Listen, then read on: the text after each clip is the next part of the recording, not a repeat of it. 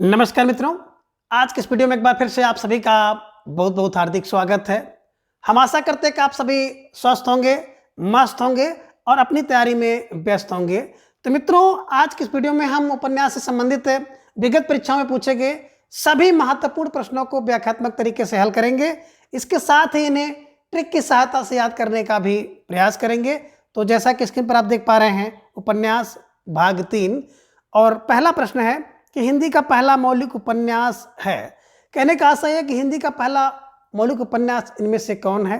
विकल्प ए कह रहे हैं परीक्षा गुरु, विकल्प बी भागवती, विकल्प सी नूतन ब्रह्मचारी या फिर विकल्प डी इनमें से कोई नहीं। तो बात करें हिंदी के पहले मौलिक उपन्यास की, तो प्रश्न संख्या 1 का विकल्प ए परीक्षा गुरु इज राइट आंसर है ना। जो परीक्षा गुरु है ये हिंदी का पहला मौलिक उपन्यास है, इसे ध्यान में रखिएगा। कभी कभी यहाँ से प्रश्न बन जाता है कि इसका रचना काल, तो रचना काल है 1882 ईस्वी में और इसके रचनाकार हैं लाला श्री निवास दास। अब कैसे दिमाग में बैठाएंगे, तो एक ट्रिक बना लीजिएगा कि परीक्षा में कौन, बोले निवास कर जाए। कौन निवास कर जाए? गुरु। कैसे? बोले बाएं से। तो क्या हो जाएगा भैया, बल्ले बल्ले हो जाएगा, है ना। तो बल्ले बल्ले का मतलब आपका अच्छा हो जाएगा कि आपके गुरु हो और आपकी परीक्षा चल रही हो और बाएं से कौन आपके गुरु निवास कर जाए, प्रवेश कर जाए, तो आपका अच्छा हो जाएगा। ठीक है ना। यही बाएं से कौन परीक्षा में कौन गुरु निवास करें, तो निवास का मतलब लाला श्रीनिवास दास, बाएं से फार 82 और परीक्षा फार परीक्षा गुरु। ध्यान में रखिएगा, बहुत महत्वपूर्ण ये उपन्यास है। तो इससे प्रश्न घुमा फिरा करके आ सकता है। ठीक है ना। विकल्प बी में देख रहे हैं भागवती। भागवती की बात करते हैं तो इसके लेखक कौन है? श्रद्धाराम फुल्लरी। श्रद्धाराम फुल्लरी। देखिए भाई, भाग कब आपकी बनेगी? जब आपके पास फुल श्रद्धा होगी, है ना। तो फुल श्रद्धा, श्रद्धा के साथ साथ भाग बनता है, ध्यान में रखिएगा। साथ साथ मतलब 1877 में साथ साथ है ना। तो बिल्कुल आप सही समझ रहे हैं कि श्रद्धा और भाग साथ साथ होना चाहिए। श्रद्धा भाग, यानी कि श्रद्धाराम फुल्लरी की भागवती, है ना। और भाग तब बनेगी जब आपके पास फुल श्रद्धा होगी, है ना, ये ध्यान में रखिएगा। और नूतन ब्रह्मचारी, ब्रह्मचारी कौन रहता है? बोले सर ब्रह्मचारी तो जो बालक होता है वही ब्रह्मचारी रहेगा, है ना। और 86 ध्यान में रखिएगा, 1886 में लिखा गया है। तो नूतन ब्रह्मचारी 86 में कौन? बालकृष्ण भट्ट। ठीक है, इसे ध्यान में रखिएगा। तो प्रश्न संख्या 1 का आपने विकल्प सही समझ लिया होगा, विकल्प ए परीक्षा गुरु इज राइट आंसर। प्रश्न संख्या 2 है कि सरकटीलास उपन्यास के लेखक कौन है ना। सरकटीलास की बात करें, सरकटीलास उपन्यास के लेखक कौन है? विकल्प ए बाबुल देवकी प्रसाद नाथ खन्नी खत्री, विकल्प बी गोपाल राम गहमरी, विकल्प सी लज्जाराम मेहता और विकल्प डी है इनमें से कोई नहीं।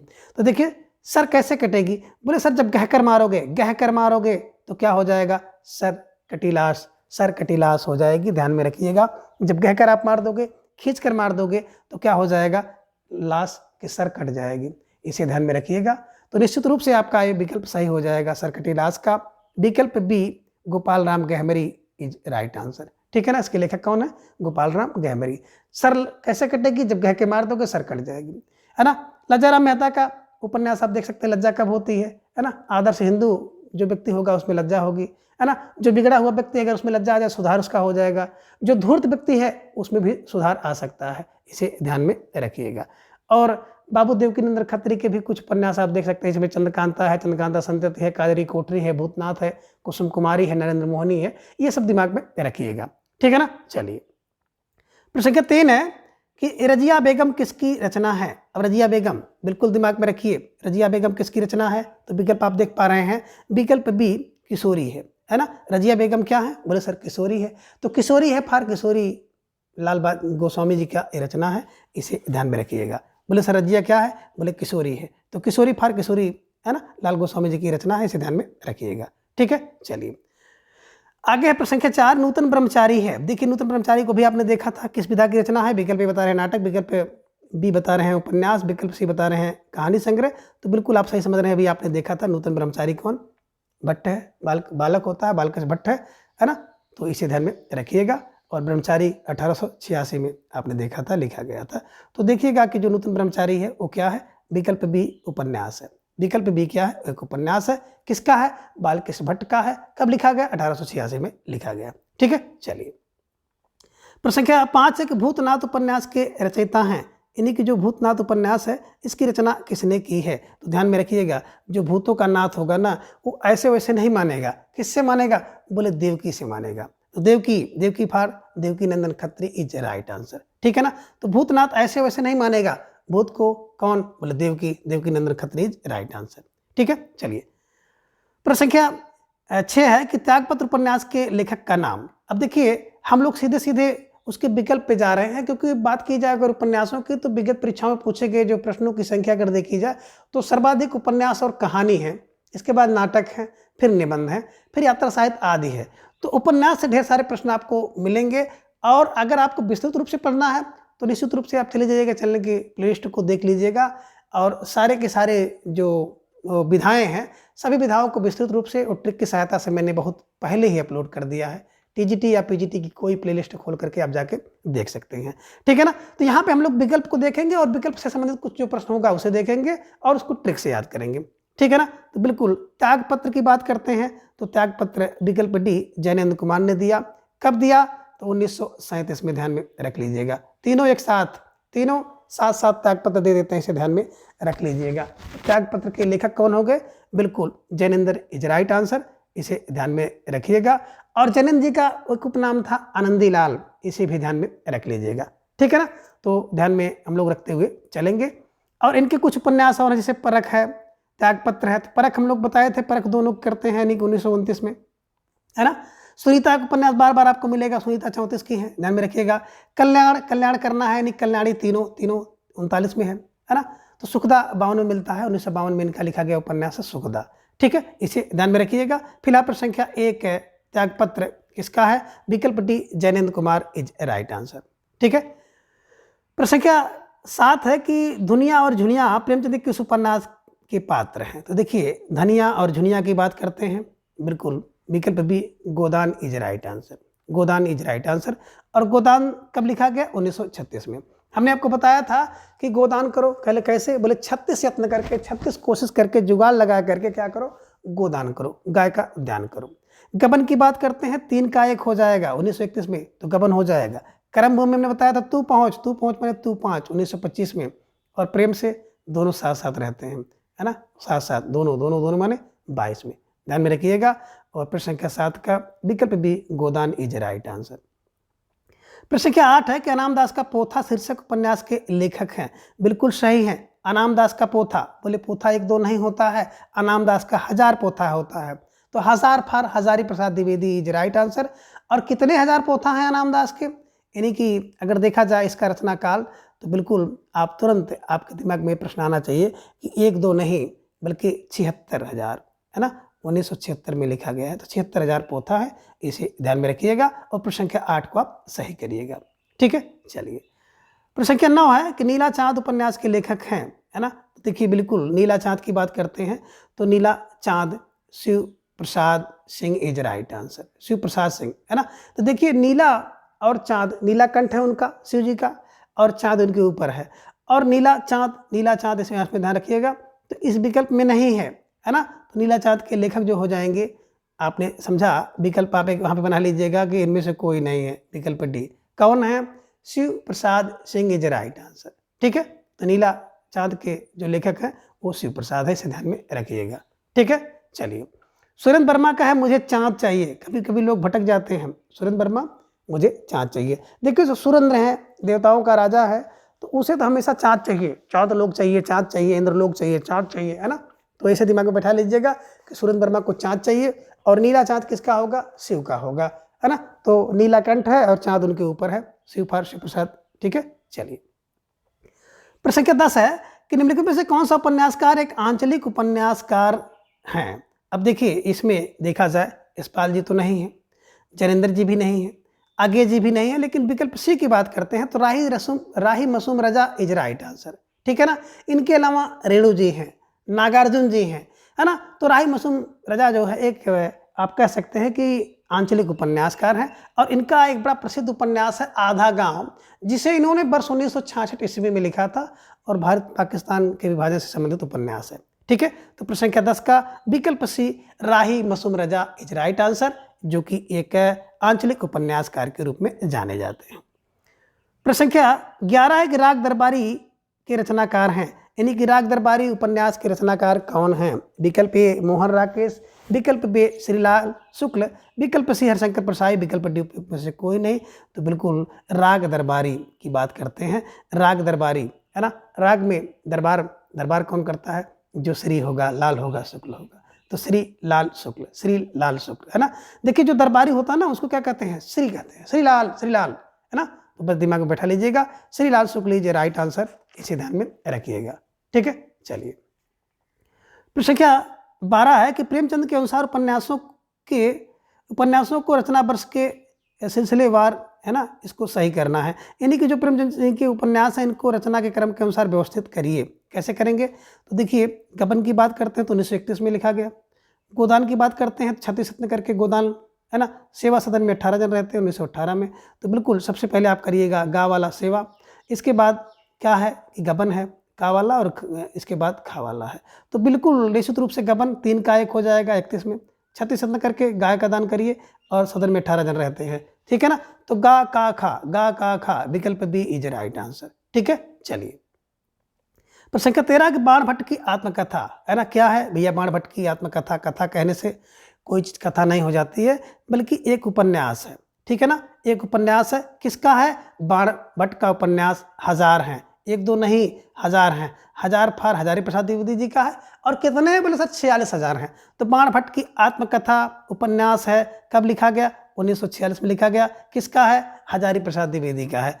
तो बाणभट्ट की आत्मकथा 46,000 है ना, 1946 में लिखा गया। 1000 फार हजारी प्रसाद द्विवेदी जी ने इसको लिखा है। ठीक है, चलिए प्रश्न संख्या 14 है कि विश्व का प्रथम उपन्यास किसे माना जाता है? अब विश्व के उपन्यास की बात करते हैं कि विश्व का प्रथम उपन्यास कौन है?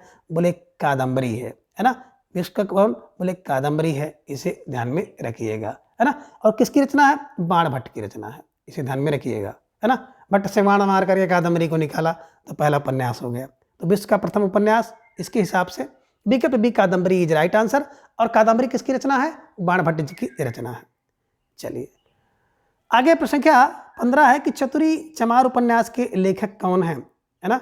एक उपन्यास है चतुरी चमार, विकल्प बी निराला का है। तो चतुरी चमार कौन है? बोले सर बड़ा निराला है, निराली है, इसे ध्यान में रखिएगा।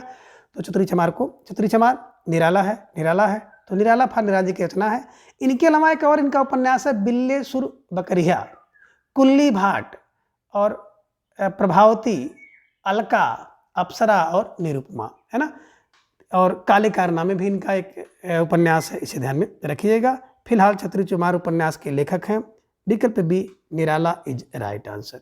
ठीक है, चलिए प्रश्न संख्या 16 है कि लालटेन की छत के लेखक कौन है? अब देखिए हमने बहुत कई बार चर्चा किया है कि लालटेन की छत अगर मिल जाए तो भैया बड़ी निर्मल होगी। Nirmal for Nirmala Verma is right answer. Nirmal Verma is right answer है ना। लालटेन की छत निर्मल होती है, वे दिन निर्मल होते हैं, वे दिन एक चिथड़ा सुख मिल जाए तो निर्मल है ना। तो निर्मल फार ये निर्मल वर्मा जी के सभी उपन्यास हैं। और प्रश्न संख्या 16 का विकल्प सी निर्मल वर्मा इज राइट आंसर। ठीक है ना। प्रश्न संख्या 17 है कि नौकर की कमीज के लेखक है ना। तो बिल्कुल नौकर को कमीज ला के कौन देता है? विकल्प B Vinod Kumar Shukla is right answer है ना। संभवतः 1999 में इसे साहित्य अकादमी पुरस्कार मिला हुआ है, इसे ध्यान में रखिएगा। ठीक है ना। तो बिल्कुल नौकर को कमीज ला के कौन दे रहा है? बोले सर विनोद दे रहे हैं। ठीक है ना। तो विनोद नौकर की कमीज विनोद है ना, दीवार है ना, इसे ध्यान में रखिएगा। चलिए साहित्य अकादमी पुरस्कार इनको मिला है, दीवार में खिड़की पर मिला है, इस पर नहीं मिला है, इसे ध्यान में रखिएगा। प्रश्न संख्या 18 है कि गोदान उपन्यास है। गोदान एक किस प्रकार का उपन्यास है? तो बिल्कुल आदर्शवादी यथार्थोन्मुख है ना, इसे ध्यान में रखिएगा कि आदर्शवादी है उसके साथ यथार्थ से युक्त है। तो प्रश्न संख्या 18 का विकल्प बी इज राइट आंसर। गोदान आप जान ही रहे 1936 में। आधा गांव उपन्यास के लेखक कौन है? अब आधा गांव क्या करता है? बोले सर आधा गांव है ना, बिल्कुल राही है, राही मासूम रजा है ना, 1966 ईस्वी में लिखा गया है। और भारत और पाकिस्तान विभाजन से संबंधित इसमें जो है इसकी विषय वस्तु है। तो प्रश्न संख्या 19 का विकल्प सी राही मासूम रजा इज राइट आंसर। प्रश्न संख्या 20 है कि जिंदगी नामा किसकी रचना है? अब जिंदगी नामा एक उपन्यास है, किसकी है? बोले किसड़ा की, जिंदगी किसड़ा की है ना। बिल्कुल 1979 में इन्होंने लिखा था और 1980 में इसको साहित्य अकादमी पुरस्कार मिला है, इसे ध्यान में रखिएगा। पिछड़ा की जिंदगी 80, 80 में जिंदगी नामा पर साहित्य अकादमी पुरस्कार मिला है। और प्रश्न संख्या 20 का विकल्प सी किसला सूक्ति इज राइट आंसर। आगे है प्रश्न संख्या 21 है, रूप जीवा उपन्यास है ना। रूप जीवा, अब देखिए रूप जीवा है ना कैसे जीती हैं, तो बिल्कुल लक्ष्मी के सहारे जीती हैं। Lakshmi Narayan Lal is right answer है ना। जो रूपजीवा हैं दिमाग में बैठा लीजिएगा। आप देखे होंगे कुछ लोग रूपजीवा होती हैं जिन्हें वेश्या कहा जाता है, तो एक ट्रिक बना लीजिएगा। इसका उद्देश्य किसी की भावना को ठेस पहुंचाना नहीं है, ना ही किसी अश्लीलता है ना अश्लील जैसे शब्दों का प्रयोग करना है, बल्कि आपके दिमाग में बैठ जाए, ठीक है ना। तो रूपजीवा Lakshmi Narayan Lal is right answer, इसे ध्यान में रखिएगा और अपने प्रश्नों को आप बिल्कुल सही करिएगा, ठीक है। चलिए आगे प्रश्न संख्या 22 है कि निम्नलिखित में से अमृत राय का उपन्यास है। अब अमृत राय का उपन्यास कौन इसमें है, तो बिल्कुल आप सही समझ रहे हैं। प्रश्न संख्या 22 का विकल्प सी बीज इज राइट आंसर, ठीक है ना। अमृत का बीज वो, अमृत का बीज वो, बीज फार बीज इनके द्वारा लिखा गया उपन्यास है, ठीक है। चलिए विष का नहीं बल्कि अमृत का बीज बोना चाहिए। प्रश्न संख्या 23 है कि पदात्मक के भाव भूमि पर श्यामा स्वप्न नामक उपन्यास की सर्जना किसने की है ना। तो श्यामा स्वप्न कौन देखेगा है ना, भैया ठाकुर देखेंगे है ना। श्यामा स्वप्न ठाकुर देखेंगे, Thakur Jagmohan Singh is right answer, इसे ध्यान में रखिएगा और प्रश्न संख्या 23 के विकल्प बी को सही करिएगा। प्रश्न संख्या 24 एक सन्यासी किसकी कृति है। अब सन्यासी व्यक्ति है तो भैया सन्यासी को हमने बताया था कि सन्यासी को इलाज की जरूरत होती है, कब, जब वो 40 वर्ष का हो जाता है। 1940 में लिखा गया, इसे ध्यान में रखिएगा और प्रश्न संख्या 24 का विकल्प डी को आप सही कर लीजिएगा। प्रश्न संख्या 25 है कि भाषा के जादूगर कौन है। बिल्कुल आप सही समझ रहे हैं। भाषा का जादूगर बोले वही होगा जो क्या होगा, जो शिव को पूजेगा, जो शिव का पूजन करेगा वही कौन होगा, भाषा का जादूगर होगा, क्योंकि शिव पूजन की सहायता करेंगे। तो शिव पूजन सहाय इज राइट आंसर। भाषा का जादूगर शिव पूजन इज राइट आंसर। और इनका एक बड़ा प्रसिद्ध उपन्यास है देहाती दुनिया, है ना। तो देहाती दुनिया किसको पूजती है, बोले सर शिव पूजन को पूजती है, इसे ध्यान में रखिएगा, शिव को। तो प्रश्न संख्या 25 का विकल्प ये शिव पूजन सहाय इज राइट आंसर। प्रश्न संख्या 26 है कि वैशाली की नगर वधू, हमने बताया था कि वैशाली की नगर वधू जो होती बड़ी चतुर होती है, इसे ध्यान में रखिएगा और प्रश्न संख्या 26 का विकल्प सी सही कर लीजिएगा। वैशाली की नगर वधू बोले सर बड़ी चतुर होती है ना। और क्या कहती है, वयम रक्षा में मेरी रक्षा करो। सोमनाथ के मंदिर में जाती है, सोमनाथ इनकी एक रचना है ना। और आलमगीर है, सोना और खून है ना। सोना और खून वाला व्यक्ति चतुर होगा, ध्यान में रखिएगा। तो निश्चित रूप से आपने इस प्रश्न को सही कर लिया और हमेशा के लिए दिमाग में बैठ जाएगा कि वैशाली की नगर वधू जो है चतुर होती है। चतुरसेन शास्त्री जी की रचना है। प्रश्न संख्या 27 है कि चित्रलेखा। अब चित्रलेखा किसकी पड़ती है और किसकी चित्रलेखा हम लोग रखते हैं, बोले भगवती की ध्यान में रखिएगा, है ना। दो हैं, एक भगवती चरण वाजपेयी हैं और एक भरतुदी प्रसाद वाजपेयी हैं। तो चित्रलेखा किसकी पड़ती है, पैर की रेखा पड़ेगी, चरण की रेखा पड़ेगी, तो किसके, बोले भगवती चरण के, है ना। भगवती के चरण की चित्ररेखा किसकी, बोले भगवती के चरण की, इसे ध्यान में रखिएगा। और संभवतः 1934 या 43 में लिखा गया है, इसे ध्यान में रखिएगा, ठीक है ना। तो 34 चित्ररेखा किसकी है ना, भगवती के चरण की है 34 रेखा, ठीक है। चलिए आगे है प्रश्न संख्या 28। प्रश्न संख्या 28 की बात अगर हम लोग करें कि नूतन ब्रह्मचारी कृति के लेखक कौन है, तो नूतन ब्रह्मचारी की बात जब आप करेंगे, अभी हमने बताया था कि किसका, बालकृष्ण भट्ट, है ना। जो बालक होगा तो वो भट्ट से क्या बन जाएगा, ब्रह्मचारी बन जाएगा। तो बालकृष्ण भट्ट 1800 है, अभी आपने देखा था 66 में लिखा गया है, इसे ध्यान में रखिएगा, ठीक है। चलिए 86 में, ठीक है। चलिए प्रश्न संख्या अगला है 29 कि प्रेमचंद द्वारा रचित उपन्यास का नाम क्या है। अब प्रेमचंद का उपन्यास इसमें से कौन है, तो बिल्कुल आप सही समझ रहे हैं। विकल्प आपका बंटी कहाँ गया, भंडारे में गया, तो मन्नू भंडारी का है और 1971 में लिखा गया है।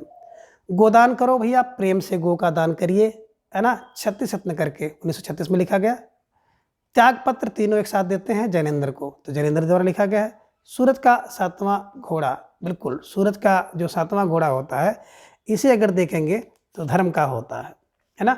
इन्हीं की धर्मवीर भारती द्वारा लिखा गया है, इसे ध्यान में रखिएगा। तो निश्चित रूप से आप सही समझ गए होंगे कि प्रश्न संख्या 29 का, है ना, प्रेम से क्या करो, गाय का दान करो, 36 यत्न करके। तो प्रेमचंद द्वारा लिखा गया उपन्यास है। विकल्प B Godan is right answer. ठीक है, चलिए आगे प्रश्न संख्या 30 है कि गोबर प्रेमचंद के किस उपन्यास का पात्र है। तो गोबर की बात करते हैं तो भैया गोबर कौन देती है, गो देती है। गो माने गाय देती है, तो गोदान में आप बैठा दीजिएगा गोबर, और गोबर को डाल देते हैं खेत में तो हो जाती है धनिया। धनिया कौन खाती है, झुनिया खाती है, इसे ध्यान में रखिएगा। तो प्रश्न संख्या 30 का विकल्प सी गोदान इज राइट आंसर। गोदान 1936 में, प्रेमाशय 1922 में, दोनों साथ साथ रहते हैं। गबन 1931 में, निर्मला 27 की है, इसे ध्यान में रखिएगा, यानी कि 1927 में लिखा गया है। और प्रश्न संख्या 30 का विकल्प सी इज राइट आंसर। प्रश्न संख्या 31 से श्रीलाल शुक्ल की रचना है। अब श्रीलाल शुक्ल है ना, दरबार में कौन रहते हैं, श्रीलाल शुक्ल रहते हैं, इसे ध्यान में रखिएगा। और प्रश्न संख्या 31 का विकल्प सी इज राइट आंसर। आषाढ़ का एक दिन 1958 में लिखा गया, मोहन राकेश के द्वारा, इसे ध्यान में रखिएगा। ठीक है, चलिए। और प्रश्न संख्या आपने क्या देखा कि प्रश्न संख्या 31 का विकल्प सी राग दरबारी इज राइट आंसर। ठीक है, चलिए। प्रश्न संख्या 32 है कि देहाती दुनिया उपन्यास के रचनाकार हैं। कहने का आशय है कि देहाती दुनिया उपन्यास के रचनाकार कौन होंगे, है ना। तो भी हमने बताया था कि देहाती दुनिया किसको पूजती है, बोले शिव को पूजन करती है। किसका, बोले शिव का पूजन करती है, तो शिव पूजन की सहायता करते हैं। तो बिल्कुल देहाती दुनिया, प्रश्न संख्या 32 का विकल्प सी शिव पूजन सहाय इज राइट आंसर। ठीक है, चलिए। प्रश्न संख्या 33 है कि चार चंद्रलेख, है ना, कौन, चार चंद्रलेख किसका, बोले भगवती के चार चंद्रलेख। चार चंद्रलेख किसके लिए, बोले सर भगवती के लिए। तो चार चंद्रलेख लिख दो, किसके लिए, बोले चार चंद्रलेख, बिल्कुल आप सही समझ रहे हैं। विकल्प डी हजारी प्रसाद द्विवेदी होंगे। चार चंद्रलेख किसका, बोले भगवत हजारी। चार चंद्रलेख हजारी, है ना, 1963 में लिखी गई रचना है। तो हजारी, चार चंद्रलेख तिरछे तिरछे लिखे लेख और हजार लेख होते हैं, इसे ध्यान में रखिएगा, दिमाग से थोड़ा सा निकल गया था। और हजारी प्रसाद द्विवेदी जी के सभी उपन्यास को मैंने टिक से बताया था कि बचपन में अनाम, है ना, बचपन में क्या हो गए, अनाम हो गए, अनाम। तो बचपन बा से हो गया बाण भट्ट की आत्मकथा, चा से हो गया चार चंद्रलेख, पा से हो गया पुनर्नवा, और अनाम से हो गया अनामदास का पोथा। ठीक है, ध्यान में रखिएगा। बचपन में अनाम हो गए, बचपन में अनाम हो गए। चार चंद्रलेख किसका, है ना, हजारी का 63,000 1963 में लिखा गया। ठीक है, चलिए आगे। प्रश्न संख्या 34, गली आगे मुड़ती है। अब गली आगे मुड़ेगी तो कैसे मिलेगी, है ना, किसके लिए मुड़ रही है। तो बिल्कुल आप सही समझ रहे हैं कि गली को मोड़ना है, मुड़ रही है, तो शिव प्रसाद सिंह के लिए, शिव प्रसाद सिंह के लिए, शिव के लिए गली आगे मुड़ रही है, तो Shiv Prasad Singh is right answer. प्रश्न संख्या 35 है काला जल, है ना, का कथानक किस समस्या से है। तो बिल्कुल आप सही समझ रहे हैं, काला जल स्त्री उत्पीड़न से है, ध्यान में रखिएगा। काला जल स्त्री किसका है, बोले सानी जी का है, तो ध्यान में रखिएगा। काला जल सानी, समस्या स्त्री। ठीक है, चलिए। प्रश्न संख्या 36 है नेताजी कहें। अब नेताजी कोई बात कहेंगे तो बड़ा मनोहर होगा, है ना, तो Manohar Shyam Joshi is right answer. तो प्रश्न संख्या 36 का विकल्प D Manohar Shyam Joshi is right answer. Netaji ने क्या कहा, बोले बड़ा मनोहर कहा, बड़ा मनोहर, मनोहर फार मनोहर श्याम जोशी इसके लेखक हैं। प्रश्न संख्या 37 है कि बंकिम चंद्र चटर्जी का प्रसिद्ध हिंदी उपन्यास कौन है। तो बंकिम चंद्र जी का आप लोग जान रहे हैं ना कि बिल्कुल आनंद ला देते हैं, आनंद के मठ हैं, कौन, बोले बंकिम चंद्र, है ना। आनंद के मठ कौन, बोले सर बंकिम चंद्र है, आनंद का मठ है पूरा, इसे ध्यान में रखिएगा। तो आनंद मठ किसका, बंकिम चंद्र चटर्जी का है। कब लिखा गया, 1882 ईस्वी में लिखा गया, इसे ध्यान में रखिएगा। ठीक है, चलिए। प्रश्न संख्या 38 है निम्नलिखित उपन्यासों में से प्रेमचंद का अंतिम उपन्यास कौन है ना। बात करें सेवा सदन की तो 1918 में, निर्मला 27 की है 1927 में, प्रेमाश्रय प्रेम से दोनों साथ साथ रह रहे हैं 1922 में है, और गोदान की बात करें तो 36 सत करके गो का दान करो। बिल्कुल आपने सही समझा। प्रश्न संख्या, है ना, 38 का विकल्प डी इज राइट आंसर। ठीक है। और आपने देखा था कि मुंशी प्रेमचंद के जन्म को हमने बताया था कि 80 में मुंशी माने 1880 में मुंशी प्रेमचंद का जन्म हुआ, और इनके पास 36 बुद्धि थी। 1936 में इनका देहांत भी हो गया था। ठीक है ना, और 36 में इनकी रचना है डी गोदान। ठीक है ना, देहांत हो गया था, तो अंतिम आप कह सकते हैं। ठीक है ना, विकल्प के अनुसार। फिलहाल इनका एक अपूर्ण उपन्यास है मंगलसूत्र, जो कि अंतिम रचना है। ठीक है, चलिए आगे है प्रश्न संख्या 39 कि टेढ़े मेढ़े रास्ते के लेखक कौन है। अब टेढ़े मेढ़े रास्ते, बिल्कुल किसके रास्ते, टेढ़े मेढ़े रास्ते से जाइए, कहाँ जाइए, है ना, जाना है तो जाइए भगवती के चरण में, भगवती के चरण में जाना है तो टेढ़े मेढ़े रास्ते से होकर भी आपको जाना पड़ेगा, ठीक है ना। और 4 चंद्रलेख अभी आपने देखा था, 1000 हैं, ध्यान में रखिएगा, दोनों रचनाएं थोड़ा सा मिलती जुलती हैं, कभी कभी मिस्टेकिंग हो जाता है। तो टेढ़े मेढ़े रास्ते भगवती के पास जाइए, है ना, कहाँ जाइए, भगवती के पास, कैसे, बोले सर टेढ़े मेढ़े रास्ते से होकर जाइए, ठीक है। चलिए, प्रश्न संख्या 40 है कि निम्नलिखित में से कौन सा उपन्यास नागार्जुन का नहीं है। अब देखिए, नागार्जुन जी की बात करते हैं तो बलचनमा नागार्जुन का है, रत्नाथ की चाची नागार्जुन के पास आती हैं, बरड़ू के बेटे बिल्कुल नागार्जुन के, लेकिन परती पर कथा की बात करते हैं तो रेणी जी का है, इसे ध्यान में रखिएगा, 1954 में लिखा गया इनका बहुत महत्वपूर्ण उपन्यास है। तो प्रश्न संख्या 40 का विकल्प डी परती पर कथा जो है वो नागार्जुन का उपन्यास नहीं है बल्कि रेणु जी का है, यही विकल्प सही है, ठीक है। चलिए, प्रश्न संख्या 41 है कि जुलूस उपन्यास के लेखक कौन हैं। बिल्कुल आप सही समझ गए कि जुलूस उपन्यास के जो लेखक हैं वो रेणु जी हैं, 1966 ईस्वी में लिखा गया है कि अच्छे अच्छे, है ना, जुलूस, ध्यान में रखिएगा, तो जुलूस, है ना। चलिए, अगला है प्रश्न संख्या 42 का मृगनयनी उपन्यास। मैंने बताया था कि मृगनयनी कहाँ रहेगी, वन में रहेगी, कैसे वन में, बोले बिंद्रावन में। बिंद्रावन में कौन रहती है, बोले मृगनयनी, है ना, ध्यान में रखिएगा। तो मृगनयनी वन में, one for Bindravan, Lal Verma is right answer, इसे ध्यान में रखिएगा, ठीक है। प्रश्न संख्या 43 है कि अमारा मसीहा किसकी जीवनी है। सबसे पहले तो बात करें, अमारा मसीहा लेखक विष्णु प्रभाकर, किसकी जीवनी है, विकल्प सी शरद चंद्र की, है ना। तो अमारा मसीहा क्या करता है, बिल्कुल शरत है, शरत फार शरद चंद्र जी की जीवनी है। किसने लिखा है, विष्णु प्रभाकर जी ने लिखा है, इसे ध्यान में रखिएगा। अमारा देखे होंगे, अमारा का जो मसीहा होगा सर जाता है, ध्यान में रखिएगा, बस क्लू बनाइएगा, शरत है ना। और किसने लिखा है, विष्णु प्रभाकर जी ने लिखा है, ध्यान में रखिएगा, निश्चित रूप से आपका ये प्रश्न बन जाएगा। प्रश्न संख्या 44 है कि निम्नलिखित में से किस उपन्यास का कथानक भारत पाकिस्तान विभाजन पर आधारित नहीं है। तो बिल्कुल आपने सही समझा, झूठा सच, है ना, यशपाल का है, 1958-59 में, तो बिल्कुल सही है। तमस 1973 ईस्वी में, भीष्म साहनी का, ध्यान में रखिएगा, बिल्कुल भारत पाकिस्तान। आधा गांव की बात करते हैं तो बिल्कुल 1966 में, राही मसूम रजा का है, ये भी है। लेकिन विकल्प डी की बात करते हैं, क्रमभूम 1933 ईस्वी में लिखा गया मुंशी प्रेमचंद जी का उपन्यास है। इसमें भारत पाकिस्तान का विभाजन की वर्णन नहीं किया गया है, तो निश्चित रूप से, है ना, प्रश्न संख्या 44 का विकल्प डी इज राइट आंसर, ठीक है। चलिए, प्रश्न संख्या 45 है, वयम रक्षामः। बिल्कुल, वयम रक्षामः क्या है, एक उपन्यास है, तो प्रश्न संख्या 45 का विकल्प डी उपन्यास इज राइट आंसर। कौन कहती है, बोले चतुर, जो चतुर है ना, और चतुर अभी ने देखा था वैशाली की नगर वधू, है ना। तो वयम रक्षामः किसका है, आपने बिल्कुल सही समझ लिया, है ना, किसका है ना, चतुर सेन शास्त्री का है। वैशाली की नगर वधू चतुर होती है, सोमनाथ चतुर हैं, सोना और खून वाला, रक्त की प्यास, आत्मदाह, ठीक है ना, ये सब दिमाग में रखते हुए चलना है। और प्रश्न संख्या 45 का विकल्प डी उपन्यास राइट आंसर। प्रश्न संख्या 46 है कि मुझे चाँद चाहिए। अभी हम लोग इसके पूर्व में चर्चा कर रहे थे जब नीला चाँद हम लोग पढ़ रहे थे, तो नीला चाँद, नीलाकंठ है और ऊपर चाँद है, किसके, शिव के। मुझे चाँद चाहिए, भैया देखो सुरेंद्र, है ना, बिल्कुल, सुर धन इंद्र, सुरेंद्र। देवराज इंद्र को क्या चाहिए, चाँद चाहिए, सुरेंद्र को चाँद चाहिए, ठीक है। चलिए, तो प्रश्न संख्या 46 का विकल्प बी इज राइट आंसर।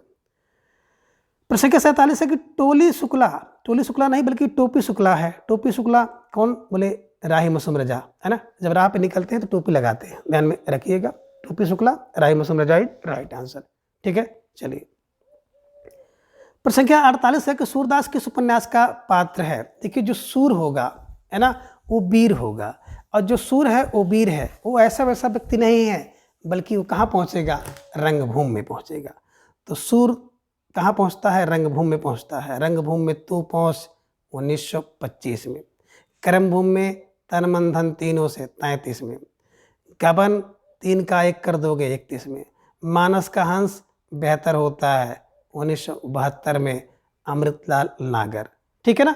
तो बिल्कुल आपने सही समझा, सूरदास जो पात्र है, विकल्प ए रंगभूमि इज राइट आंसर। जो सूर व्यक्ति होगा, वीर व्यक्ति होगा, वो रंगभूमि में पहुंचेगा, है ना। रंगभूमि में तू पहुंच माने 25 1925 में लिखा गया है। प्रश्न संख्या 39 है, वीरांगना नामक उपन्यास के रचयिता कौन है? तो बिल्कुल आप सही समझ रहे हैं कि Ramnaresh Tripathi is right answer, है ना। वीरांगना उपन्यास किसका है? विकल्प B, Ramnaresh Tripathi is right answer. ठीक है, चलिए आगे। प्रश्न संख्या 50, भागवंती उपन्यास के रचयिता हैं। अब भागवंती, है ना, जो भागवंती होगा ना उसका सुंदर दर्शन होगा, तो सुदर्शन, भागवंती सुदर्शन, है ना। जो भागवंती होगा उसका सुदर्शन होगा, वो सुंदर सुंदर दर्शन करेगा, है ना। तो दिमाग में रखिएगा। प्रश्न संख्या 50 का विकल्प ए, सुदर्शन इज राइट आंसर। ये सुदर्शन है जिन्होंने लिखा था, है ना, हर की जीत, से ध्यान में रखिएगा। कहानी है, बड़ी सुंदर कहानी है। प्रश्न संख्या 51 है कि आपका बंटी उपन्यास के लेखक, और मैंने बताया था कि आपका बंटी कहाँ गया, बोले सर भंडारे में गया। तो भंडारा फार मन्नू भंडारे की रचना है और 1971 में ये लिखी गई है, इसे ध्यान में रखिएगा। मृदुला गर्ग का मृदुल होता है कठगुलाब, इसे ध्यान में रखना। चितकुबरा, ठीक है ना। किसड़ा सोबदी का जिंदगी नामा। उषा प्रियंवदा का ढेर सारा उपन्यास आप देख सकते हैं। उषा का एक दो नहीं, कई उपन्यास हैं, है ना। उषा प्रियंवदा का सिर को की नहीं राधिका, 55 खंबे लाल दीवारें। ठीक है, चलिए। तो प्रश्न संख्या 51 का विकल्प D, Mannu Bhandari is right answer. प्रश्न संख्या 52 है कि निम्नलिखित में से कौन सा उपन्यास समूह आचार्य हजारी प्रसाद द्विवेदी के उपन्यासों को दर्शाता है ना। बचपन में अनाम हो गए, ध्यान में रखिएगा। अप्सरा, अलका, निरुपमा, प्रभावती। निरुपमा ये तो सब निराले हैं, निराला जी की हैं। बाण, बचपन में अनाम पोथे, बिल्कुल हजारी, ध्यान में रखिएगा। बाण भट्ट की आत्मकथा 46,000। चार चंद लेख 1963 में। पुनर्नवा 1973 में। अनामदास का पोथा 78। ठीक है ना। तो बिल्कुल आपने सही समझा। हजारी प्रसाद के जो उपन्यासों की बात करते हैं तो विकल्प बी इज राइट आंसर। और झूठा सच, दादा कामरेड, देशद्रोही, ये सब यशपाल जी के उपन्यास हैं। सोमनाथ, धर्मपुत्र, वयम रक्षा में, आत्मदाह, है ना, ये कौन कर सकता है ना, जो चतुर होगा वही वैशाली की नगर वधु। ठीक है ना। तो बिल्कुल चतुर सेन शास्त्री जी के ये उपन्यास हैं। तो प्रश्न संख्या 52 का विकल्प बी इज राइट आंसर। प्रश्न संख्या 53 है कि शेष कादंबरी उपन्यास के लेखिका। अब शेष है तो भैया सब कुछ करने के बाद शेष बात क्या बचती है? लक की बचती है ना। शेष अलका सारावगी, शेष अलका सारावगी, शेष लक है, अलक है, लक, है ना। तो ध्यान में रखिएगा। और प्रश्न संख्या 53 को आप विकल्प D, Alka Saraogi is right answer. प्रश्न संख्या 54 है कि झूला नट उपन्यास किसकी रचना है ना। झूला नट, ऐसा वैसा नट नहीं, बल्कि झूला नट किसका है? जिससे मैत्री होगी, है ना। उसी के साथ तो आप झूला झूलोगे। तो झूला किसके साथ झूलते हैं? जिसके साथ मैत्री होगी। तो झूला नट, मैत्री पुष्पा इज राइट आंसर। ठीक है, इसे ध्यान में रखिएगा। और प्रश्न संख्या 54 को आप बिल्कुल सही कर लीजिएगा। आगे है प्रश्न संख्या 55 कि प्रसाद द्वारा रचित इरावती कैसा उपन्यास है? तो बिल्कुल आप सही समझ रहे हैं। प्रसाद जी के उपन्यास कंकाल, तितली और उरावती। इरावती एक आप कह सकते हैं कि अपूर्ण उपन्यास है, और अपूर्ण होने के साथ साथ ये विकल्प बी ऐतिहासिक उपन्यास है। तो प्रश्न संख्या 55 का विकल्प बी ऐतिहासिक इज राइट आंसर। ठीक है, चलिए। प्रश्न संख्या 56 है कि इनमें से कौन सा उपन्यास प्रेमचंद का नहीं है? तो देखिए, गोदान की बात करते हैं तो 1936 में लिखा गया, प्रेमचंद का है। सेवा सदन 1918 में, प्रेमचंद जी का है। कर्म भूमि में तुम, है ना, 33 तन मन धन से पहुंचो 33 में, प्रेमचंद का है। लेकिन बात करें विकल्प डी की तो शेखर एक जीवनी, है ना, किसका? अगे जी का उपन्यास है, इसे ध्यान में रखिएगा। और 40 और दूसरा 44 के दो भाग हैं। तो निश्चित रूप से प्रश्न संख्या 56 का विकल्प डी, शेखर एक जीवनी उपन्यास अगे जी का है, इसे ध्यान में रखिएगा। ये प्रेमचंद जी का उपन्यास नहीं है। ठीक है, चलिए। प्रश्न संख्या 57 है कि झीनी बिनी चदरिया किस उपन्यास कार्य की कृति है? अब झीनी बिनी चदरी कौन बिन सकता है ना। बिल्कुल अब्दुल बिस्मिल्लाह। देखेंगे ना तो ये चदरी लूम वगैरह वाला काम कौन लोग करते हैं? अब्दुल बिस्मिल्लाह, ध्यान में रखिएगा। झीनी बिनी चदरिया, अब्दुल बिस्मिल्लाह। ठीक है, चलिए। प्रश्न संख्या 58 है कि उदय प्रकाश द्वारा कौन सी कहानी नहीं लिखी गई? तो बिल्कुल त्रिछ उदय प्रकाश की है। पाल गुमरा का स्कूटर भी है ना, दरियाई घोड़ा है। लेकिन विकल्प सी, पीली आधी जो है उदय प्रकाश की नहीं है, बल्कि आप कह सकते हैं कि पीली आधी जब आई तो प्रभा खेत में थी, खेतान, ध्यान में रखिएगा। पास से पीली, पास से प्रभा, पीली प्रभा, पीली आधी आई तो प्रभा खेत में थी। यानी कि Prabha Khetani is right answer. और प्रश्न संख्या 58 का विकल्प सी पीली आधी इज राइट आंसर। ठीक है ना, ये उदय प्रकाश की रचना नहीं है। प्रश्न संख्या 59 है कि सांप्रदायिकता समस्या पर आधारित लिखा गया उपन्यास कौन सा है? तो बिल्कुल आप सही समझ रहे हैं। प्रश्न संख्या 59 का विकल्प ये थॉमस 1973 ईस्वी में लिखा गया। कौन लिखा? भीष्म साहनी ने लिखा है, जो कि भारत और पाकिस्तान के आप कह सकते हैं विभाजन पर आधारित है और जिसमें सांप्रदायिकता की समस्या दिखाई गई है। प्रश्न संख्या 60 है कि निम्न में से कौन उपन्यास और उपन्यासकार का युग में सही नहीं है? तो बिल्कुल आप सही समझ रहे हैं कि महाभोज की बात करते विकल्प है तो मन्नू भंडारे में गया, आपका बंटी है ना, और महाभोज भंडारी का। आवा का बिल्कुल चित्र होता है, चित्रा मुदगल। तत्सम की बात करते हैं तो बिल्कुल राजी सेठ हैं। मुझे सूरज चाहिए नहीं बल्कि मुझे चांद चाहिए था, यहाँ पे होना चाहिए था। देखिए बहुत माइनर गलती किया है ना, ये गलत है, बल्कि मुझे चांद चाहिए अगर होता तो सही हो जाता। इसलिए प्रश्न संख्या 60 का विकल्प डी जो है उपन्यास और उपन्यासकार सही नहीं है, इसे ध्यान में रखिएगा और प्रश्न संख्या 60 का विकल्प डी को सही करिएगा। ठीक है ना, तो दो चीज़ें आपको परीक्षा हल करते समय देखना है कि बहुत जल्दी नहीं करनी है ना, प्रश्न को देखना है। और कभी कभी लिखा रहता कौन एक है और कौन एक नहीं है, ध्यान में रखिएगा है ना। इनके उपन्यास कौन एक नहीं है सब रहते हैं और आप जैसे देखते हो हैं बस एक देख करके आगे भाग जाते हो और नहीं देखते हो है ना, तो नहीं को देखना बहुत जरूरी होता है।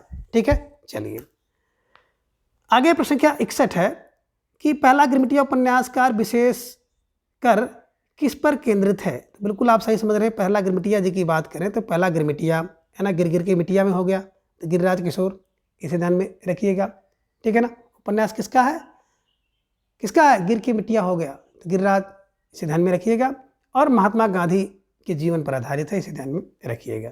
ठीक है ना, तो किसके जीवन पर है? महात्मा गांधी के जीवन पर। गिरिराज किशोर इसके लेखक हैं, इसे ध्यान में रखिएगा। और प्रश्न संख्या 61 का विकल्प B Mahatma Gandhi right answer. प्रश्न संख्या 62 है सुखम दुखम उपन्यास की लेखिका। अब देखिए सुख और दुख में क्या होना चाहिए? बोले सर नहीं पता है। तो सुख और दुख में ममता होना चाहिए, ममता फार ममता कालिया इसकी लेखक हैं। सुखम दुखम, सुखम दुखम, सुख दुख में क्या होना चाहिए? बोले सर ममता होना चाहिए, इसे ध्यान में रखिएगा। और इस कृति पर आप कह सकते हैं निश्चित रूप से साहित्य अकादमी पुरस्कार मिला हुआ है। ठीक है ना, तो सुख दुख में क्या होना चाहिए? बोले सर सुख दुख में ममता होनी चाहिए। ममता फार ममता कालिया जी की रचना है। और प्रश्न संख्या 62 का विकल्प सी आप सही कर लीजिएगा। प्रश्न संख्या 63 है कि पाप और पुण्य के चिरंतन नैतिक प्रश्न को किस उपन्यास में प्रस्तुत किया गया है? अब पाप पुण्य की बात की जाएगी ना, तो कहते हैं कि भगवान के यहाँ लेखा लिखा जा रहा है, तुम्हारे पाप और पुण्य का जो लेखा है वो लिखा जा रहा है। तो पाप और पुण्य का जो चित्रलेखा है, चित्रलेखा लिखा जा रहा है। तो बिल्कुल आप सही समझ रहे हैं। ठीक है ना, पाप पुण्य की बात करते हैं तो चित्रलेखा में है और इस उपन्यास के जो लेखक हैं भगवती चरण वर्मा है, ध्यान में रखिएगा। ठीक है ना, तो पाप और पुण्य का जो चित्रलेखा है वो लिखा जा रहा है। कौन लिख रहा है? भगवती चरण वर्मा लिख रहे हैं, 1934 में लिखा गया। ठीक है, प्रश्न संख्या 64 है कि वह पथ बंधु था, वह पथ का बंधु था है ना, इस उपन्यास के लेखक हैं। वह पथ का बंधु कौन था? बोले नरेश। वह नरेश के पथ का बंधु था, वह नरेश के पथ का बंधु था। तो प्रश्न संख्या 64 का विकल्प A Naresh Mehta is right answer.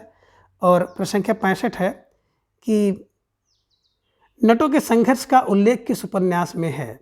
नटों के संघर्ष का उपन्यास में नहीं है। देखिए यहाँ पे गलती हमसे भी हुई है ना, तो कह रहे नटों के जीवन संघर्ष का उल्लेख किस उपन्यास में नहीं है?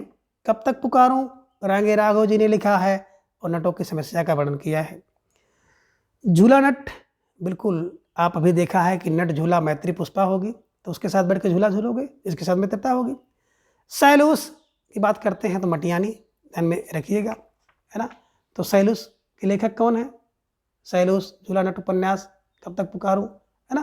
तो बात करते हैं शिव प्रसाद जी का है सैलूस, लेकिन सेवा सदन की बात करते हैं। सैलूस कौन है? शैलेश वही शिव प्रसाद सिंह का है ना, लेकिन ये सेवा सदन की बात करते हैं तो 1918 में लिखा गया मुंशी प्रेमचंद द्वारा उपन्यास है। ठीक है ना, इसमें विधवा विवाह तलाक आदि की समस्या लिखी गई है। तो वैसा के जीवन पर आधारित है, सेवा सदन वैसा वैसा ध्यान में रखिएगा। तो निश्चित रूप से आप कह सकते हैं कि प्रश्न संख्या 65 का विकल्प डी सेवा सदन इज राइट आंसर, ठीक है ना, जिसमें क्या है कि नेटो के संघर्ष का उल्लेख नहीं किया गया है। प्रश्न संख्या 66 है कि देश विभाजन की त्रासदी किस उपन्यास में वर्णित है। तो बिल्कुल प्रश्न संख्या 66 का विकल्प सी झूठा सच, यशपाल जी का 1958 और दूसरा भाग 1960 में। तो प्रश्न संख्या 66 का विकल्प सी झूठा सच इज राइट आंसर। प्रश्न संख्या 67 है कि निम्न में कौन मनोवैज्ञानिक उपन्यासकार नहीं है। तो बिल्कुल जो मनोवैज्ञानिक उपन्यासकार नहीं है, है ना, उसको अगर आप देखेंगे तो सबसे पहले मनोवैज्ञानिक देख लीजिए कौन कौन मनोवैज्ञानिक हैं। तो बिल्कुल इलाज चंद जोशी है, इलाज जैनेंद्र आगे, लेकिन विकल्प डी मनोहर श्याम जोशी जो है वो मनोवैज्ञानिक उपन्यासकार नहीं है। और प्रश्न संख्या 67 का विकल्प D Manohar Shyam Joshi is right answer. प्रश्न संख्या 68 है कि महाकाल उपन्यास के लेखक हैं। अब महाकाल, बूंद, समुद्र, ये सब किसका है। विकल्प बी अमृतलाल नागर इज राइट आंसर। तो महाकाल में कौन, अमृत कामदेवती है। देखे होंगे जब महाकाल का मतलब होता है बुरा समय, है ना, जब बुरा समय आ जाता है, बुरा काल आ जाता है, लोग मरने लगते हैं, तो बिल्कुल क्या चाहिए, बोले सर अमृत लाइए, अमृत लाइए। और अमृत कौन लाएगा, जो नागर व्यक्ति होगा, समझदार व्यक्ति होगा। तो प्रश्न संख्या 68 का विकल्प बी इज राइट आंसर। प्रश्न संख्या 69 है कि प्रकाशन वर्ष के अनुसार फणीश्वर नाथ रेणु के उपन्यासों का सही अनुक्रम। सबसे पहले देखिए प्रति परिकथा। अब प्रति परिकथा होगी तो कितनी है, आपने देखा 1954 में लिखा गया रेणु द्वारा। दीर्घताप जब होता है तो तिरछी तिरछी दोपहरिया चलती है 63 में। जुलूस बिल्कुल अच्छा होना चाहिए 6। और पलटू बाबू रोड 71 में लिखा गया है। तो निश्चित रूप से आप सही समझ रहे हैं। प्रश्न संख्या 69 का विकल्प ए इज राइट आंसर, ठीक है। चलिए अगला है प्रश्न संख्या 70 कि रमेश चंद्र शाह के उपन्यासों का सही अनुक्रम होगा। अब रमेश चंद्र शाह जी की बात करें तो इनके उपन्यासों का सही अनुक्रम किस प्रकार से होगा। निश्चित रूप से आप इसका विकल्प अगर देखेंगे, विकल्प डी है ना, गोबर गणेश, किस्सा गुलाम, पूर्वापर और विनायक, है ना, तो यही होगा। गोबर गणेश 78 में, किस्सा गुलाम 86 में, और पूर्वापर की बात करते हैं तो 1990 में, और यहाँ पर देख रहे हैं विनायक, तो विनायक 2011 में, ठीक है ना। प्रश्न संख्या 70 का विकल्प डी सही हो जाएगा। प्रश्न संख्या 71 है कि सूरज का 7वां घोड़ा। अब सूरज का 7वां घोड़ा ऐसा वैसा नहीं, बिल्कुल धर्म का है। तो धर्म का है, यानी कि Dharmveer Bharati is right answer. इसे ध्यान में रखिएगा, ठीक है ना, इसे ध्यान में रखना होगा। और कब है, 1952 में लिखा गया, इसे ध्यान में रखिएगा। तो सूरज का 7वां घोड़ा धर्म का है और 52 वर्ष का है, ध्यान में रख लीजिएगा। तो निश्चित रूप से आपके दिमाग में बैठा रहेगा। चलिए प्रश्न संख्या 72 है। प्रश्न संख्या 72 कि इनमें से कौन सा उपन्यास भीष्म साहनी द्वारा नहीं रचित है, यानी कि रचित नहीं है। झरोखा है, कड़ियाँ हैं, बसंती भी है ना। लेकिन बात करें अगर प्रश्न संख्या 72 की, तो विकल्प डी जो पीढ़ियाँ हैं, ये बिल्कुल है ना भीष्म साहनी द्वारा लिखा गया उपन्यास नहीं है। बल्कि बात करें पीढ़ियाँ की तो अमृतलाल नागर द्वारा लिखा गया है। और मैंने एक ट्रिक भी आपको बताया था कि भीष्म साहनी के नाटक का कि झक तब मारो, झक तब मारो कौन, कुंती जब नीलू नीलिमा लोफर हो जाए। झक तब मारो कुंती जब नीलू नीलिमा लोफर हो जाए। अब झक की बात आती है, झा से झरोखा, का से कड़ियाँ, झरोखा 67 है, कड़ियाँ 70, झक। तब ता से हो गया तमस, बा से हो गया बसंती, मारो माँ से हो गया मैया दास की माड़ी, है ना। और कुंती से हो गया कुंती, इनके द्वारा लिखा गया उपन्यास 1993 में। और अगला उपन्यास है नीलू नीलिमा लोफर 2000 में, ठीक है ना। तो झक तब मारो कुंती जब नीलू नीलिमा लोफर हो जाए। तो प्रसंख्या इसके हिसाब से देखा जाएगा 72 के हिसाब से विकल्प डी पीढ़ियाँ जो है वो साहनी जी का उपन्यास नहीं है, बल्कि आप कह सकते हैं कि अमृतलाल नागर जी का है, ठीक है। चलिए प्रसंख्या 73 है कि नागार्जुन द्वारा रचित मछुआरों के जीवन पर आधारित उपन्यास है ना। अब मछुआरे के जीवन पर उपन्यास कौन हो सकता है, इसे ध्यान में आपको रखना है। और मछुआरा देखेंगे तो विकल्प बी बरुड़ के बेटे 1957 में लिखा गया है। अब बरुड़ के बेटे क्या हैं, बोले मछुआरे, मछुआरे के जीवन पर आधारित है, ध्यान में रखिएगा, नागार्जुन द्वारा लिखा गया उपन्यास है। और नागार्जुन जी के उपन्यासों की बात करें तो बड़ों का बेटा उपन्यास इन्होंने लिखा है, जिसमें मिथिला के मछुआरों का संघर्ष कथा बताया है। सागर लहरें और मनुष्य को देखेंगे तो बिल्कुल है ना, इसे उदय शंकर भट्ट जी ने लिखा है। बम्बई के जो बारशवा मछुआरे हैं उनकी ज़िंदगी लिखी गई है ना। वो दो समुद्र की बात करते हैं तो अमृतलाल नागर ने लिखा है, लखनऊ के चौक के विभिन्न रूप में वर्णन किया है। और डूब की बात करते हैं तो बीरेन जैन जी का है। ठीक है, चलिए प्रश्न संख्या 74 है कि प्रकाशन के अनुसार मृदुला गर्ग के उपन्यासों का सही अनुक्रम। अब देखिए मृदुल कौन होता है, हमने आपको बताया था है ना कि बिल्कुल अगर धूप मिल जाए उसके हिस्से की तो निर्मल होगी, 1975 में लिखा गया उस हिस्से की धूप। चितकबरा निर्मल होता है, 76 में लिखा गया। मैं और मैं, हर व्यक्ति अपने को निर्मल कहता है, 84 में। और कठगुलाब भी निर्मल होता है, 1996 में। तो निर्मल उसके हिस्से की थी 75 में। चितकबरा निर्मल होता है, मृदुल होता है, निर्मल नहीं बल्कि मृदुल करिएगा, ठीक है ना। तो मृदुल है उसके हिस्से की द्वीप मृदुल है, चितकबरा मृदुल है, मैं और मैं मृदुल हूँ, कठगुलाब मृदुल होता है। तो 75, 76, 84 और 96। प्रश्न संख्या 74 का विकल्प इज राइट आंसर। प्रश्न संख्या 75 के प्रकाशन वर्ष के अनुसार निम्नलिखित उपन्यासों का सही अनुक्रम आपको लगाना है। तो कैसे आप इसको लगाएंगे?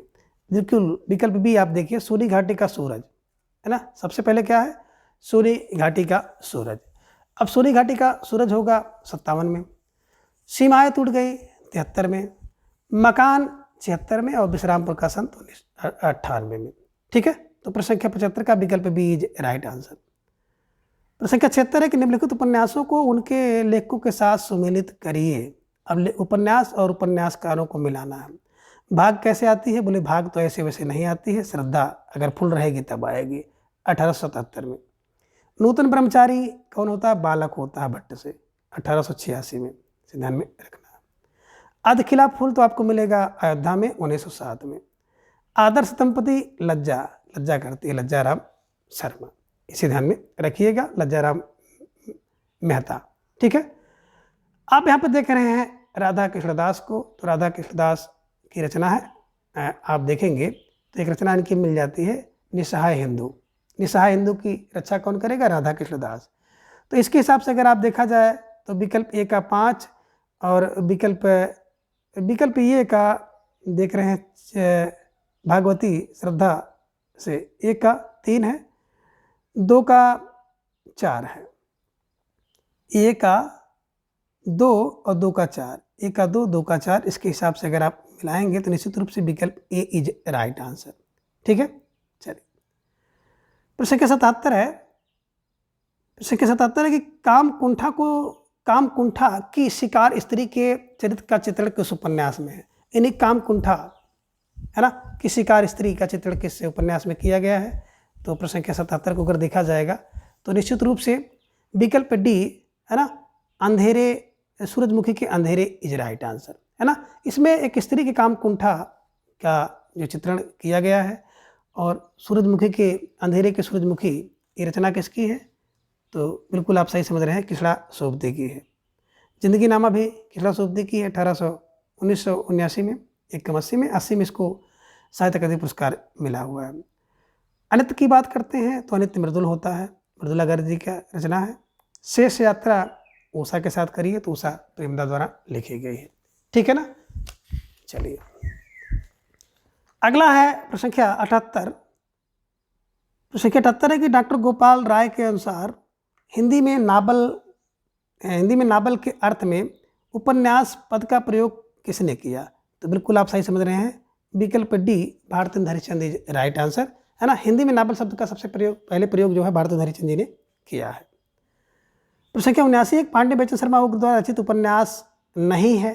तो देखिए पांडे बेचन शर्मा उग्र है ना का उपन्यास नहीं है, इसे ध्यान में रखिएगा। तो देखिए बात करते हैं चंद हसीनों की खतूत। देखिए खतूत देख करके व्यक्ति उग्र हो जाता है। दिल्ली का कलंक की बात करते हैं तो इनका नहीं है, बल्कि दिल्ली का कलंक उपन्यास जो है ऋषभ चरण का है, इसे ध्यान में रखिएगा, ऋषभ चरण जैन। ठीक है ना। बुधवा की बेटी देखकर उग्र हो जाते हैं, दिल्ली का दलाल देख करके, लेकिन दिल्ली का कलंक जो है ऋषभ चरण का है, ध्यान में रखिएगा। और प्रश्न संख्या 79 का विकल्प बी को आप सही करिएगा। प्रश्न संख्या 80 है कि कर नट कबीलों के जीवन यथार्थ के विविध पक्षों पर आधारित उपन्यास कौन सा है ना। तो कर्नट के जीवन पर देखा जाए तो बिल्कुल आप सही समझ रहे हैं। प्रश्न संख्या 80 का विकल्प सी कब तक पुकारूं, है ना, रांगे राघव जी का नाटक है, उपन्यास है। तो प्रश्न संख्या 80 का विकल्प सी कब तक पुकारूं रांगे राघव द्वारा लिखा गया उपन्यास है। इसमें जो है कर्नाटक कबीलों का यथार्थ जीवन का वर्णन किया गया है। प्रश्न संख्या 81 है कि आधुनिक ईरानी पृष्ठभूमि पर रक्त रंजित इस्लामी क्रांति का चित्रण किस उपन्यास में है। 81 को देखा जाए तो बिल्कुल आप सही समझ रहे हैं। प्रश्न संख्या 81 का विकल्प ए 7 नदियां एक समंदर इज राइट आंसर, ठीक है ना। क्यों? नसीरा। अब जो नसीरा व्यक्ति होता है यानी कि नशे में है, वो व्यक्ति क्या करेगा, 7 नदी एक समुद्र साफ पार कर डालेगा, ठीक है, ऐसे बैठा लीजिएगा। प्रश्न संख्या 82 है कि निम्नलिखित में से कौन सा नाटक मुंशी प्रेमचंद के कौन सा नाटक प्रेमचंद के प्रसिद्ध उपन्यास पर आधारित है ना। इसमें से एक नाटक ऐसा है जो कि प्रेमचंद के, है ना, उपन्यास पर आधारित है। तो बिल्कुल आप सही समझ रहे हैं, विकल्प सी सूरदास इज राइट आंसर, ठीक है। चलिए, प्रश्न संख्या 83 है कि निम्नलिखित पात्रों को उनके उपन्यासों के साथ मिलाना है। एक तरफ पात्र, दूसरी तरफ उपन्यास, उनको मिलाइए, ठीक है ना। तो बिल्कुल सबसे पहले देख रहे हैं सलमा ओके, है ना। सलमा ओके कौन? सलमा और ओके देखेंगे अपने अपने अजनबी में है। निर्गुनिया की बात अगर करते हैं तो बहुत नाचो गोपाल, ध्यान में रखिएगा। माणिक मुल्ला को देखा जाए तो सूरज का 7वां घोड़ा। सरस्वती की बात करते हैं तो आप बिल्कुल सही देख सकते हैं कि सरस्वती जो है विकल्प ए यह पथ बंधु है, ठीक है ना। इस हिसाब से अगर मिलाएंगे तो प्रश्न संख्या 83 का विकल्प बी आपका सही बनेगा। इसे ध्यान में रख लीजिएगा और प्रश्न को सही कर लीजिएगा। आगे प्रश्न संख्या 44 है कि भागवती के लेखक हैं, यानी कि भागवती उपन्यास की बात करें तो भाग को हमने बताया था भागवती कौन होता है, जिसके अंदर क्या होगी, फुल श्रद्धा होगी। श्रद्धा राम पुलरी 1877 में, ठीक है ना। तो भागवती वही होता है जिसके अंदर फुल श्रद्धा होगी। फुल for Shraddha Ram Phillauri is right answer. प्रश्न संख्या 85 है कि सेठ बाकेमल किसकी कृति है। अब सेठ बाकेमल क्या करते हैं, बिल्कुल, है ना, अमृत लाते हैं। अमृत अमृत अमृत लाते हैं, अमृतलाल लागर इज राइट आंसर। प्रश्न संख्या 86 है कि तेरी मेरी उसकी बात हुई है ना, 74 बार हुई है, ध्यान में रखिएगा। यशपाल, है ना, यशपाल इसके लेखक हैं, ध्यान में रखिएगा। और 74 में लिखा गया, 78 में इसको साहित्य अकादमी पुरस्कार मिला है। तेरी मेरी बात बोले 74 बार हुई है ना। यशपाल 78 में इसको साहित्य अकादमी मिला है।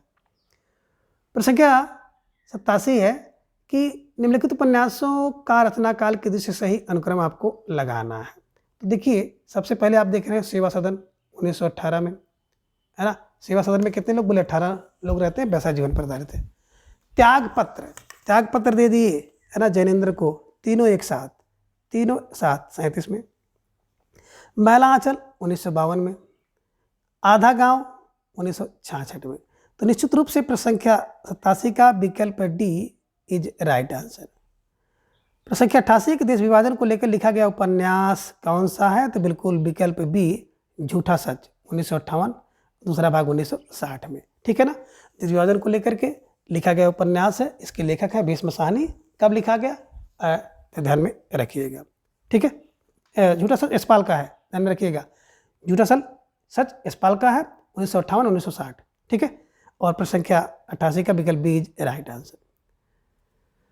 आगे प्रश्न संख्या 89 है कि प्रकाशन काल के दृष्टि से कौन सा अनुक्रम सही है, ठीक है ना।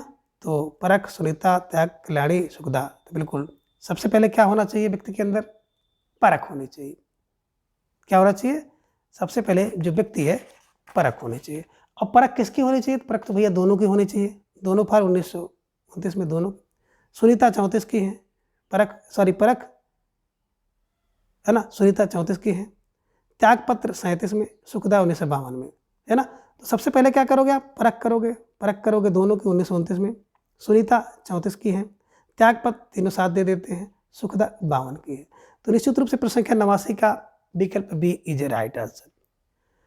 आगे प्रश्न संख्या 90 है कि निम्नलिखित उपन्यासों को कालक्रम के अनुसार सही क्रम में आपको लगाना है। और उपन्यास अगर देखा जाए सबसे पहला उपन्यास कौन था, तो इसके हिसाब से बिल्कुल आपको दिखाई दे रहा होगा प्रश्न संख्या 90 का विकल्प डी, है ना। डी में क्या है, सबसे पहले परीक्षा गुरु 1882 में, बाएं से आ जाए, निवास कर जाए परीक्षा में। कंकाल, है ना, कंकाल की बात करेंगे तो कंकाल दोनों सुख कर कंकाल हो गए, प्रेमी और प्रेम का दोनों। शेखर की जीवनी 1940 और दूसरा भाग 44 में। सूरत का सातवां घोड़ा अभी आपने देखा था, है ना, 52 का है ना। धर्म का, सूरत का सातवां घोड़ा धर्म का है और 52 का, ठीक है। तो प्रश्न संख्या 90 का विकल्प डी इज राइट आंसर। आगे प्रश्न संख्या 91, चॉकलेट उपन्यास के लेखक। देखिए चॉकलेट की बात अगर हम लोग करें, है ना, तो चॉकलेट किसका है ना। देखिए जब चॉकलेट आप बच्चों को नहीं ले जाते हैं तो बच्चे उग्र हो जाते हैं ना, तो बस दिमाग में रख लीजिए। तो क्या करो, तो साथ रखो भैया, चॉकलेट को साथ रखो, तो साथ रखो, तू साथ रखो 1927 में। और चॉकलेट अगर साथ नहीं रखते हैं तो बच्चे उग्र हो जाते हैं। उग्र का मतलब हो गया पांडे बेचन शर्मा, उग्र इज राइट आंसर, ठीक है। चलिए आगे है प्रश्न संख्या 92 कि इन उपन्यासों को उनके लेखकों के साथ सुमेलित कीजिए। एक तरफ उपन्यास, दूसरी तरफ उपन्यासकार हैं, इनको मिलाना है। अब दिल्ली का दलाल, देखिए जो दलाल होगा ना, है ना, अगर कोई व्यक्ति दिल्ली में जाकर के दलाली करे और आप उसको देख जाएंगे तो निश्चित रूप से उसको देख करके आप उग्र हो जाएंगे। तो बिल्कुल दलाल को देख करके आप उग्र हो जाएंगे। उग्र फार पांडे बेचन शर्मा उग्र का। अंतराल बेहतर रखिए, मोहन राकेश 1972 में लिखा गया है। गुनाहों का देवता धर्मवीर भारती। और भूले बिसरे चित्र किसके, भगवती के। तो देखिए यहाँ पे दो हैं, एक भगवती प्रसाद वाजपेयी हैं और एक भगवती चरण है।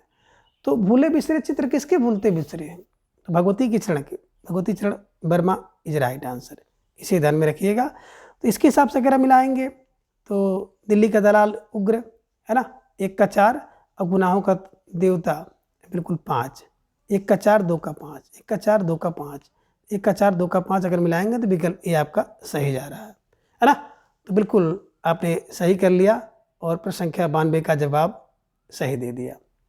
चलिए प्रश्न संख्या 93 है कि इन रचनाओं को उनकी लेखिकाओं के साथ सुमेलित कीजिए।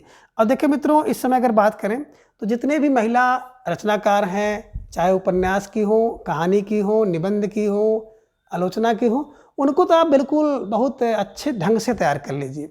4-6 प्रश्न जो है महिला लेखिकाओं रचनाकारों से पूछे जा रहे हैं, तो बिल्कुल आप लोग इनको रट के जाएँ। आपका बंटी बात करते हैं तो बिल्कुल भंडारे में है, तो मन्नू भंडारी 1971 में, ठीक है ना। अब 55 खंभा लाल दीवार, है ना, तो ऊषा प्रियमदा। आवा, आवा का चित्र बनाते हैं। और बेघर जो व्यक्ति, जब कोई व्यक्ति बेघर हो जाता है तो उसके प्रति सब लोग ममता करते हैं, कि रे बेचारी घर नहीं रह गया, है ना, तो ममता हो गया। और किसड़ा सोबती की बात करते हैं तो किसड़ा सोबती की रचना है समय सरगम, जिंदगी नामा, है ना। तो इस प्रकार से अगर देखा जाएगा तो 1 का 2 और 2 का 1, 1 का 2 2 का 1, 1 का 2 2 का 1, है ना। 1 का 2 मिलाइए, 2 का 1 मिला दीजिए और इसके हिसाब से देखेंगे विकल्प बी इज राइट आंसर, ठीक है। चलिए आगे है प्रश्न संख्या 94 कि काटरा बी आरजू किसकी रचना है। अब काटरा बी आरजू की बात करते हैं तो बिल्कुल, है ना, कटरा कहाँ पे है, राह में है, राह में, राही मसूम रजा, है ना। कटरा देखे होंगे, है ना, तो कटरा कहाँ है, राह में पड़ता है। तो राह फर राही मसूम रजा की रचना है, इसे ध्यान में रखिएगा। आगे प्रश्न संख्या 95, प्रश्न संख्या 95 की निम्नलिखित कृतियों का सही अनुक्रम क्या होगा, यानी कि इन कृतियों को सही अनुक्रम में मिलाना है। तो बिल्कुल विकल्प डी पे पर आप जाएंगे, मैला आंचल, है ना, कब 54 में लिखा गया, तो 1954 में। पानी के प्राचीर की बात करते हैं तो 61 में होता है। लोक ऋण की बात की जाएगी 77, और जंगल जहाँ शुरू होता है 2000। तो निश्चित रूप से प्रश्न संख्या 95 का विकल्प डी इज राइट आंसर। प्रश्न संख्या 96 है कि इनमें से कौन सी रचना किसला सोबती की है। तो किसला सोबती की है, विकल्प सी जिंदगी नामा, है ना। तो जिंदगी नामा 1979 में लिखते हैं और 80 में इसको क्या मिलता है, साहित्य अकादमी पुरस्कार 80 में, ठीक है। चलिए प्रश्न संख्या 97 है कि निम्नलिखित उपन्यासों का सही अनुक्रम क्या होगा। अब सही अनुक्रम की बात करते हैं तो बिल्कुल संख्या 97 में आप देखिए विकल्प बी चंद्रकांता, गोदान, झूठा सच और राग दरबारी। चंद्रकांता की बात अगर आप करेंगे तो 88 में लिखा गया है, 1888 में। गोदान 1936 में। झूठा सच की बात करते हैं तो 58 में पहला भाग और दूसरा भाग 60 में। राग दरबारी में, राग दरबारी ध्यान में रखेंगे 68। ठीक है, तो प्रश्न संख्या 97 का विकल्प बी इज राइट आंसर। प्रश्न संख्या 98 है कि निम्नलिखित में से कौन संगत युग्म संगत है ना? तो बिल्कुल विषाद मठ। विषाद मठ की बात करें तो ये रांगे राघव का होना चाहिए था, गलत हो गया। विश्वबाहु परशुराम की बात करते हैं तो विशंबरनाथ शर्मा को, विशंबरनाथ उपाध्याय का होना चाहिए था। विश्व बासे विशंबर। अंतिम अरण्य की बात करते हैं तो अंतिम अरण्य जो है निर्मल वर्मा जी की रचना है। ठीक है ना, ये रचना अगर आप देखेंगे तो यही सही है। मैयादास की माड़ी भी आपने पढ़ा है कि भीष्म साहनी का है। पीढ़िया अमृतलाल नागर की है। तो निश्चित रूप से प्रश्न संख्या 98 का विकल्प सी अंतिम अरण्य इज राइट आंसर, यही सुमेलित है, बाकी सब बेमेल में है। प्रश्न संख्या 99 प्रकाशन काल के दृष्टि से सही अनुक्रम क्या होगा, है ना? अब प्रकाशन काल के दृष्टि से देखा जाए तो सबसे पहले निर्मला जो कि है ना, ध्यान में रखिएगा 27 की है। चित्रलेखा भगवती चरण की 54 में। सन्यासी 40 का इलाज हो। ना आने वाला कल, अब ना आने वाला कल 68 है, ध्यान में रखिएगा। ये कहीं कहीं 40 कहीं कहीं 41 मिलता है सन्यासी की, है ना? तो बिल्कुल 27, 34, 41 और 68। तो प्रश्न संख्या 99 का विकल्प बी इज राइट आंसर। प्रश्न संख्या 100 है कि निम्नलिखित ग्रंथों के प्रकाशन का सही अनुक्रम होगा। अब ग्रंथों के प्रकाशन का सही अनुक्रम अगर देखा जाए तो बिल्कुल विकल्प ए होगा। सबसे पहले बाणभट्ट की आत्मकथा कितनी है? 46,000 है, 46 में। 4 चंद्रलेख, अगर 4 चंद्रलेख लिखे जाएंगे तो बिल्कुल अभी आपने देखा था कि लेख जो होता है वो थोड़ा सा तिरछे तिरछे चलता है। 1963 में। पुनर्नवा 73 होता है। अनामदास का पोथा है ना, तो 76 होता है, इसे ध्यान में रखिएगा। 55 में अनाम हो गए। ठीक है ना, तो इससे दृश्य अगर मिलाएंगे तो प्रश्न संख्या 100 का विकल्प ए इज राइट आंसर। तो मित्रों, इस प्रकार से आप इन सभी उपन्यासकारों को और जो चीज़ें हैं उसे आसानी से याद कर सकते हैं और ट्रिक की सहायता से हमेशा के लिए अपने दिमाग में बैठा सकते हैं। तो आज की इस वीडियो में बस इतना। अगले वीडियो में फिर हम इसी तरह से कुछ नए प्रश्नों के साथ उपस्थित होंगे। तब तक के लिए धन्यवाद, नमस्कार, बाय।